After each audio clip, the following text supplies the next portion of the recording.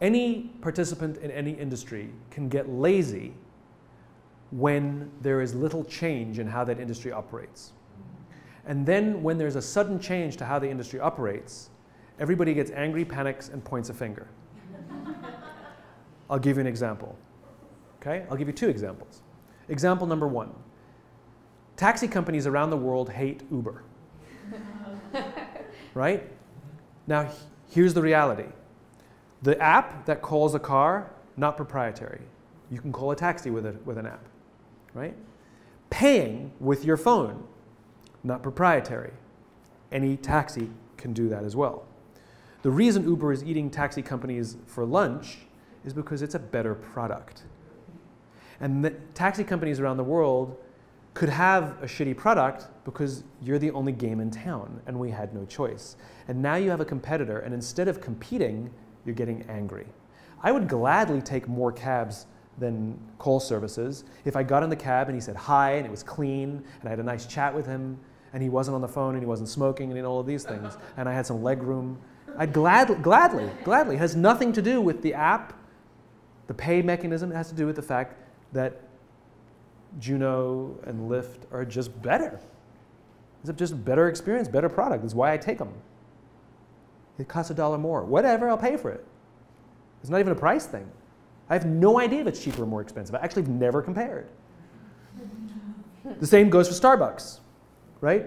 So there was a lot of people hate Starbucks because they put mom and pops out of business, right? The reality is the complete opposite. That when Starbucks moves into a neighborhood, mom and pops coffee shops actually do better for two reasons. One, Starbucks attracts more customers, so there's just more people. And the second reason is there is a groundswell of giving back to the local, and so more people go to the mom and pop, right? The ones that go out of business are the ones that refuse to compete. I'll give you a real life example. This goes back a few years. A real life example. I'm lactose intolerant, right? So I don't have milk in my coffee. And there was a time where it wasn't a foregone conclusion that every coffee shop had soy milk or almond milk or something. So I would always go into the mom and pop that was across the street from Starbucks, always go into the mom and pop and I'd say, do you guys have any soy milk? And they go, nope. I go like, thank you. And I would walk out. Those went out of business because I went to Starbucks. He's right, I went to Starbucks.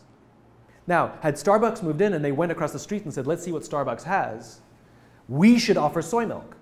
Maybe it's time for us to replace this ripped couch that we've had for 15 years because it's really nice across there and it's really gross here. It's the ones who got angry and refused to compete that went out of business. I think retail's the same.